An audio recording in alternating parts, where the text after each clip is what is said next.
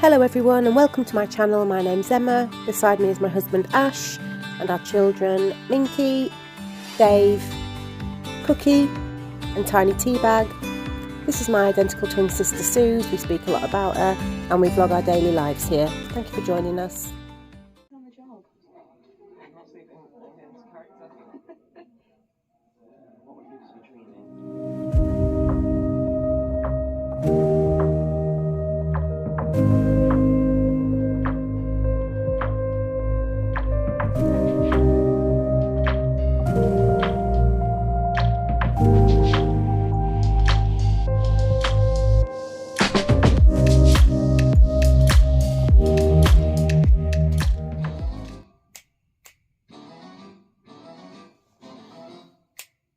Morning, Scott.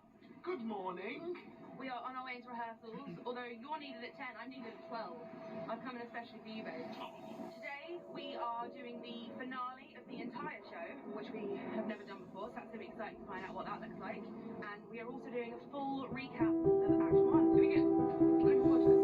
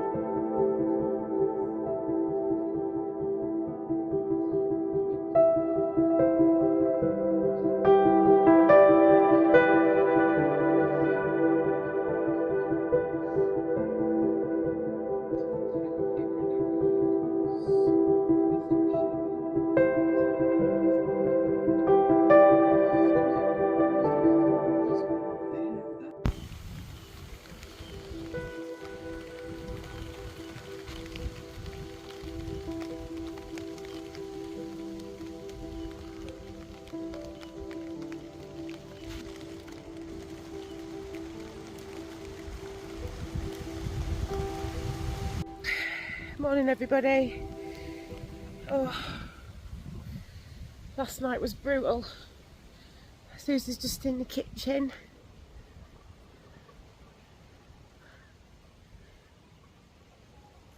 She's not noticed me yet.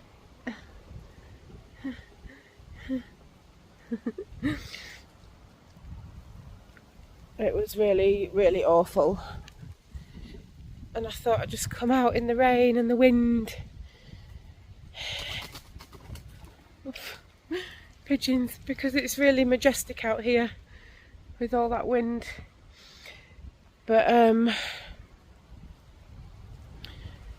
yeah, God, there's nothing I can do. And I just wanted to show the reality of it. When Susie's going through that, I think when you're in so much discomfort and pain and turmoil and somebody tries to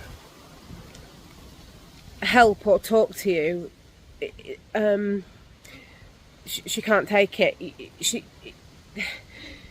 She sort of has to say, leave me, ignore it. And I literally just have to sit there. So I just sat quietly with tears rolling down my face, just feeling helpless because there's nothing you can do. There's nothing. Anyway, she was up and down all night.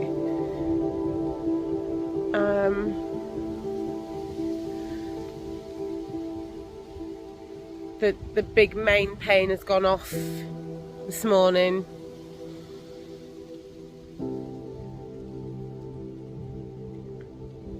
And we're just going to see what today brings and get through the day. Jason's gone to work. Pepper's gone to Grandma and Granddad's.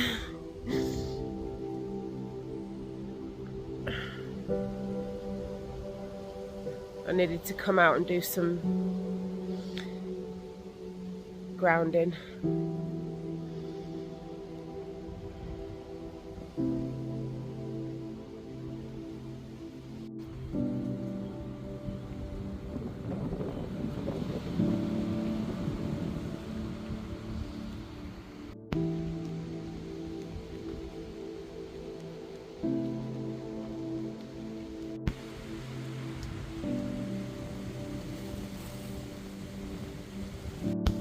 I just remembered, I think this is the tail end of Hurricane Lee, maybe in New York, I might be wrong. We're being hit by a storm anyway in the UK right now. If you know what it's called, let me know. I wanted to say Storm Anton. Oh, I might be wrong. I can't remember. But I think there's two. We've got the tail end of 2 hurricanes that are getting us right now. It's very blustery.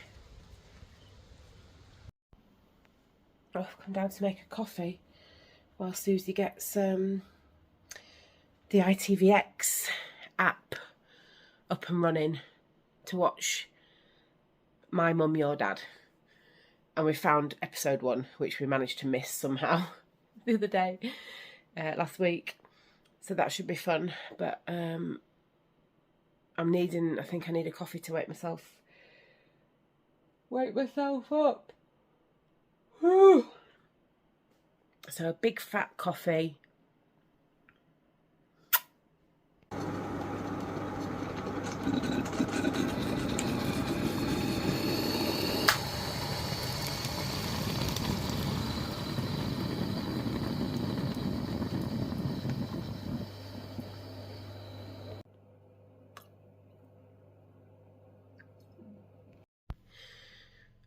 Morning, everybody. Susie's here with me. I know she doesn't like me crying, but we've just been sat crying together. And just for anyone that's new, I just want to explain the reality of it when I come to be with her. It's not all, we sit watching telly and we eat snacks, and I don't show this rawness of it on the camera all the time, because Susie watches my videos for a form of escapism, and she just loves to see what I'm up to daily, because she can't get out of bed and go out. But the reality is, the reason why, if you're watching this for the first time, is we're 42, we're identical twins, and she's got terminal cervical cancer. The message we're trying to get across, if you go back and watch the first videos, is that she asked for help multiple times. She went back to the doctors saying that these symptoms that I've got, I can't cope with, and they just kept telling her it was normal, or yeah, they laughed at her. She said she was losing weight rapidly, and they went, oh, were you planning on losing weight? Well done. It was just like... And I was like, no, I'm not trying to lose weight. Yeah, she said, I'm not trying to lose weight. It's happening without me trying. And it's just trying to get the message across that this is happening. I'm now sat here with her.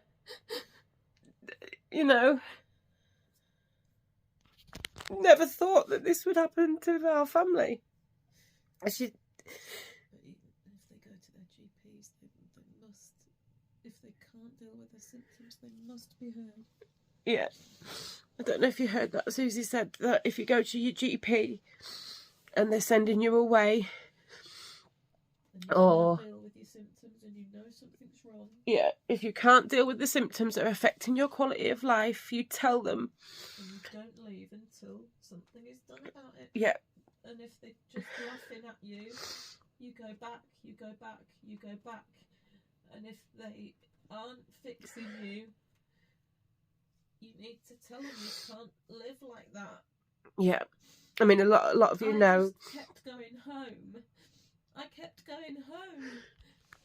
And I felt either ashamed or embarrassed that I'd gone again with the same problems that they were telling me were in my head. I don't know whether they thought I had this new thing. They don't call it hypochondria anymore because that's insulting. It upsets people. It's offensive to people. There's still a thing. Now they call it you've got medical anxiety. Yeah. It's not medical anxiety. When you're feeling or you have symptoms. Ill. And the GPs have been briefed on this and been told if they're overweight or single or don't get out much, that you're depressed. They keep telling you you're depressed. I'm not depressed. I'm upset because I can't live with these symptoms anymore. Because you Please felt ill. Help me. And they kept sending me away. I'd had over 80 days absence at work. I must have had countless sick notes. I've got it. It's all recorded. It was heartbreaking for me to go through a diary. Kept going back to my GP saying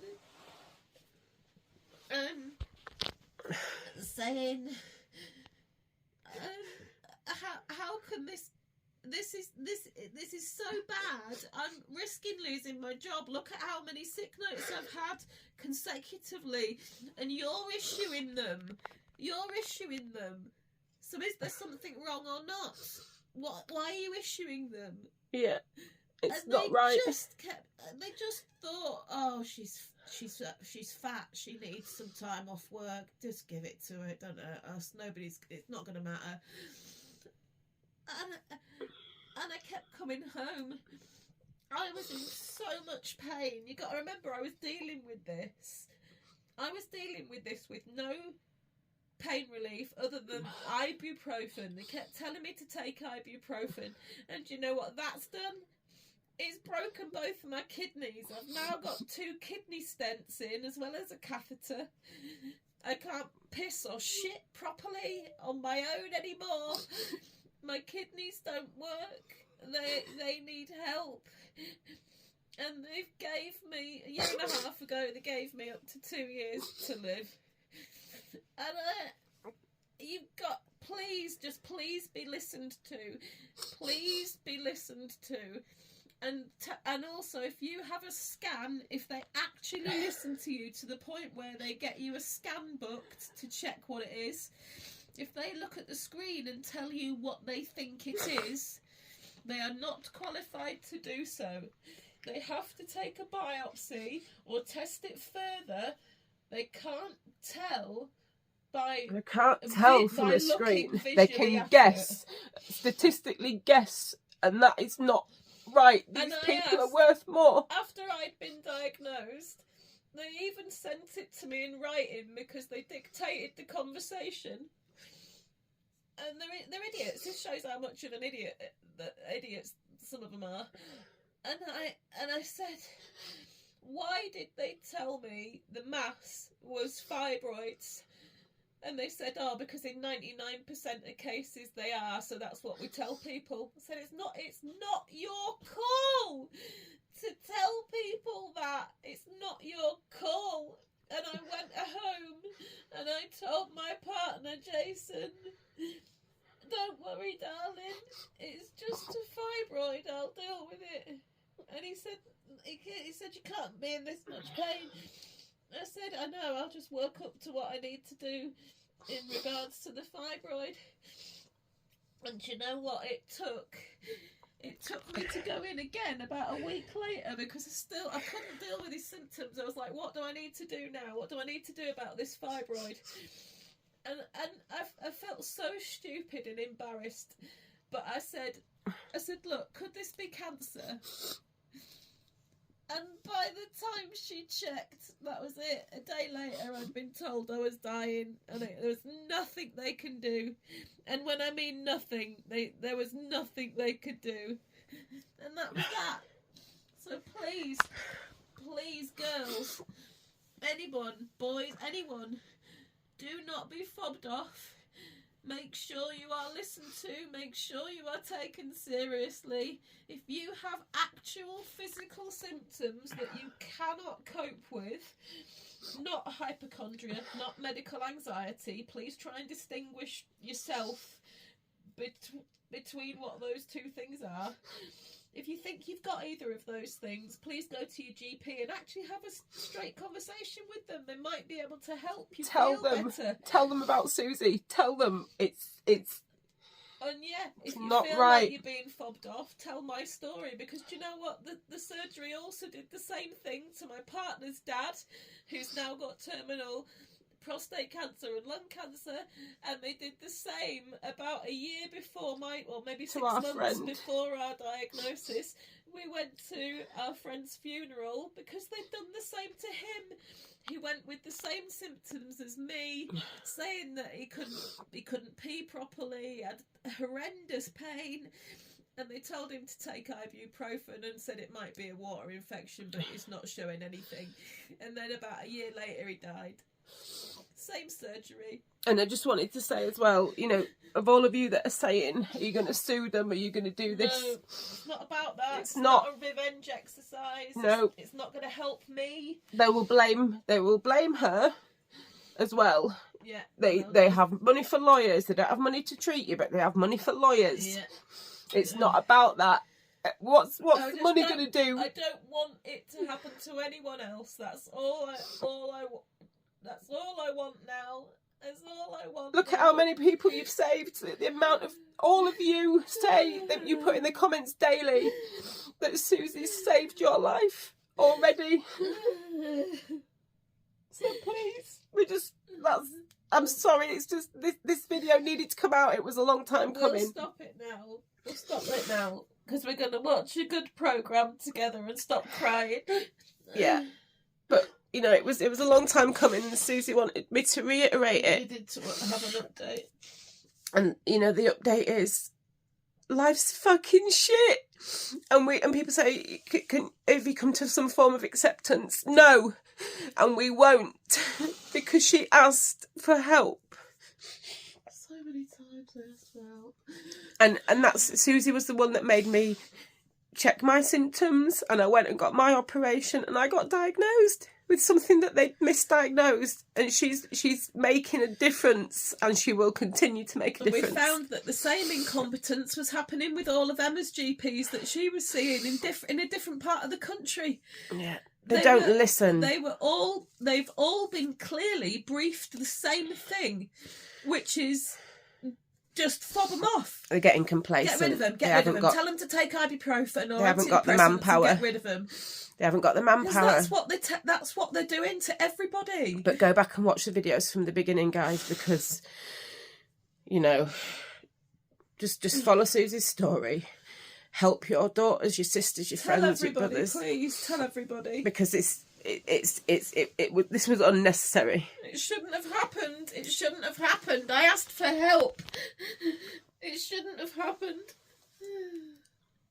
And it's a very fine line to the horror and the symptoms that she's going through, because I know some of you are going through the early stages of this. So it's very hard. Sorry if anybody's going through the same thing. I'm so sorry. But it's happening, and you've got to deal with it. You've just got to deal with it. That's what, if you're giving it, you've just got to deal with it. Yeah. But it's so hard to see what she's going through, because nobody tells you this on any documentary or anything. You don't realise what the damage does. It's horror. But anyway, thank you for getting to the end of this and watching. If you have, sorry guys, thank you so much. I keep telling her not to apologise. It's not her fault. None of it is. But if you've got to the end, thank you.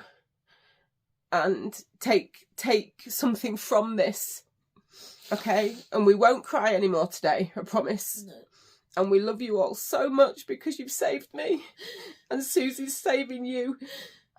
So yeah, I'm just going to end the video and it's only early in the morning. It's only 10 a.m. But me and Susie need to just spend today. And I'll see you all in the next one.